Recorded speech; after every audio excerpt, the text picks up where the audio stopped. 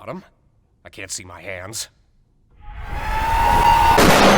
Just a heads up, I'm sick, so sorry if I sound more gravelly than usual. I didn't think I'd be in a position where I'd be reviewing episodes of the Amazing Digital Circus as they came out. As much as I liked the show, I was never that crazy about it compared to everyone else, but with this new episode, I get it. I finally get why so many people were hyping the show up based on its concept alone. Previous two episodes were good, don't get me wrong, but episode 3 of Digital Circus legitimately feels like it earns the reputation that its fans have glazed into existence from day one. And honestly, I'm hooked. You got me. It takes effort to stir genuine emotions in me in only your 3rd episode. I underestimated how utterly fantastic this series would be at being character focused. Oh wait, where are my manners? Hi, I'm Cartoonshi. I've talked about Digital Circus a couple of times before.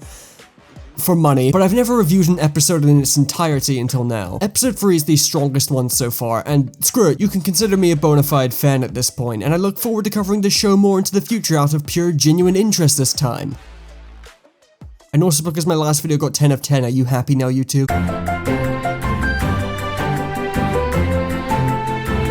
Before we begin, I'd like to point out that I recently completed the episode I Guess portion of Persona 3 Reload where Lizzie Freeman voices Metis, so I was having a really hard time trying to unhear that whenever Pomni spoke. So as we're close to Halloween, episode 3 is the show's first and allegedly only horror-focused episode. I appreciate the distinction at least. From the beginning of the show, a lot of people tried hyping it up as being super scary or a horror show just because it had some spooky elements, but that's not really how it works. And I'm gonna be honest, if you were scared by episode 1 at all, then, I don't know, SpongeBob roller coaster or JPEG or something. And while I can't say this episode was scary to me, it was still decently effective and entertaining horror, and it's helped by just how much better the animation keeps getting. The show always had super expressive animation, but with how it keeps managing to increase in popularity day by day, they were really able to polish episode 3 up, and it looks fantastic. Which is something I should also probably address somewhere, because it fits the title, I guess. I thought the hype and success of Digital Circus was insane last October when the pilot had 10 million views in only a week, but that has absolutely nothing on how much of a pop culture juggernaut the show has become since its original upload date. And I know that's insane to say for a show that only has 3 episodes, but the momentum hasn't slowed down even slightly, and it keeps finding new and interesting ways to take over the world. The views, the merch, the pop-up store in Japan, it's getting a manga, what the f***,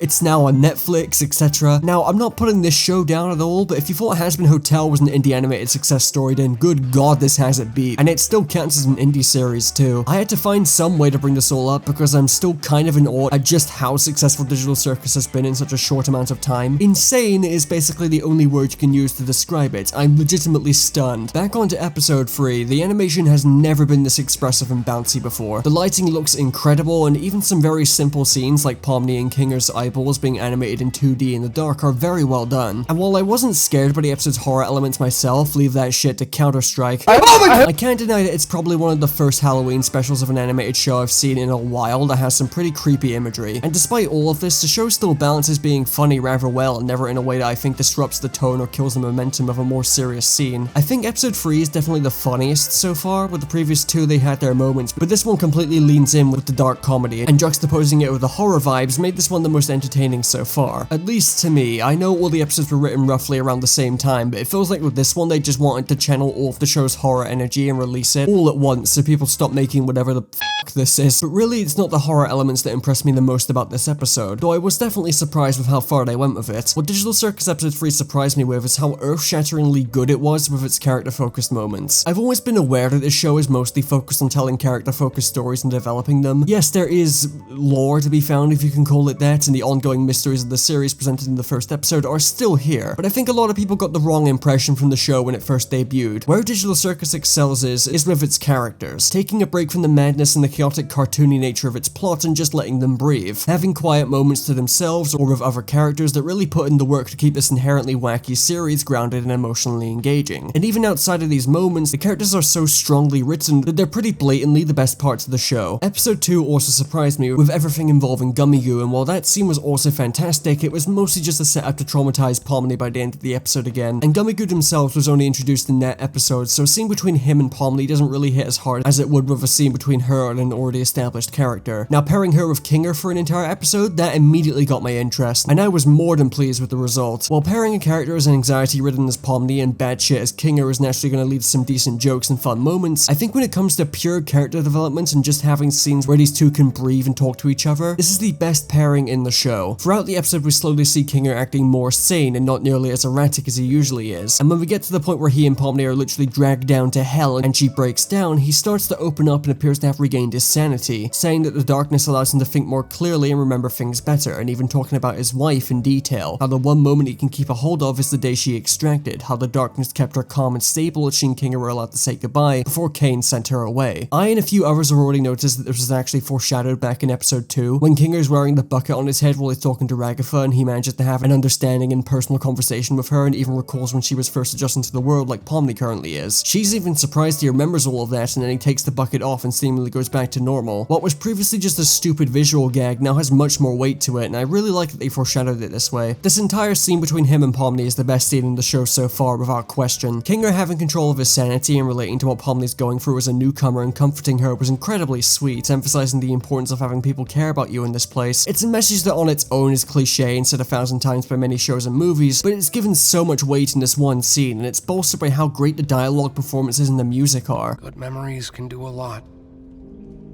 Hold on to them. And cherish the people around you. You never know when they'll be gone. In this world, the worst thing you can do is make someone think they're not wanted or loved. With the sheer quantity of Digital Circus brain rot I've been exposed to thanks to the show's wonderful content farm industry that's going on in the gutters of this website, I never expected to be in a position where I was actually invested in these characters. But this scene is so masterfully done and it managed to stir genuine emotions in me. Now, I'm not saying I cried, again refer to Counter-Strike. Left, both there. Both that way. Both left? You fucking liar! But this was a level of heart I never thought I'd see from the show, given its habit of making jokes at the expense of whatever traumatic experience Pomni just went through. Speaking of which, seeing her finally just break down in tears after 3 straight episodes of torment was way more effective than I thought it'd be. It was already pretty easy to feel bad for her given, you know. But I think this really emphasized how much of a living hell this all is for her, and having Kinger be the one to be down to earth with her about it all was a great decision. And the two of them walking towards the stairs out of hell, holding their breath, Kinger glowing and illuminating the darkness around him, telling Pomni that so long as she remembers all of this, then things will be okay. Like, bro, what? Why the f is this peak? Seriously, not only is this scene just beautifully animated, it's so well written. This was the exact point I realized that this show was actually something special. I was not tricked. I'm a sucker for character-focused stories, as much as I love a good and meticulously detailed narrative, and I finally see the potential in this show. Screw potential, I think it's actually harnessed that. This is just great character-focused storytelling. I love it. As long as you remember it, things will be okay. You're very strong, Pomni. And I know you'll be able to get through this. This isn't even the only moment of substance in the episode, because Zooble has their entire subplot of Kane where they go into detail about their body dysmorphia. Until this point, Zooble was always just kinda in the background being sarcastic and not really doing anything, and in episode 2 they're basically absent. So while they don't nearly have as much screen time as the others, I didn't expect for their development to come this fast to be handled as well as it was. And honestly, I'm not sure how I didn't clock that this was going to be the direction they took with Zooble. I mean, their body is literally made of interchangeable bits and pieces, so this is a pretty clever way of tying that into their design. And from what I've gathered, a lot of people who have or have previously had body dysmorphia seem to really like what's been done here. And speaking personally, having Zooble vent all about their body dysmorphia multiple times only for it to fall completely on deaf ears was way too relatable. I also did not expect the Kane therapy session. If this was me, I'd charge triple what I usually get. This episode really hammers in how Kane is just an AI without any malicious intentions and just straight up doesn't understand any of the struggles that people are going through. Love them all the same. My name is Kane and I am your bitch. Though the moment where he starts having an existential freak out over not being good at what he's programmed to do and almost making the entire world fall apart was cause for a little concern, I think. Gets criticized once, f***ing dies. I've said it already, but I was really surprised at how well this show handles its characters, when it takes the time to slow down and actually let them talk about stuff. It's a great palate cleanser because of how insane the rest of the show is, and it's just legitimately great character work in general. When it comes to critiques, I'm honestly struggling to think of many. If I had to reach really, really far for something to bitch about, I'd probably probably say that I think Raghafa, Jax, and Gangle could have had maybe a little more screen time. They show up for the start and then they just kind of disappear until the end. And while they clearly aren't having a super exciting adventure, I feel cutting back to them a bit could have been a good breath of fresh air considering how intense the A-plot was. Though I understand that the episode already has a lot on its plate when it came to tackling the characters. I don't know, I just miss Jax. I think he improves everything and I will not be taking criticism on this. What else? Oh yeah, Kane says Skibbity Sigmas in the Polish dub and I want the localizer arrested. No I jak tam moje skibidi sigmy?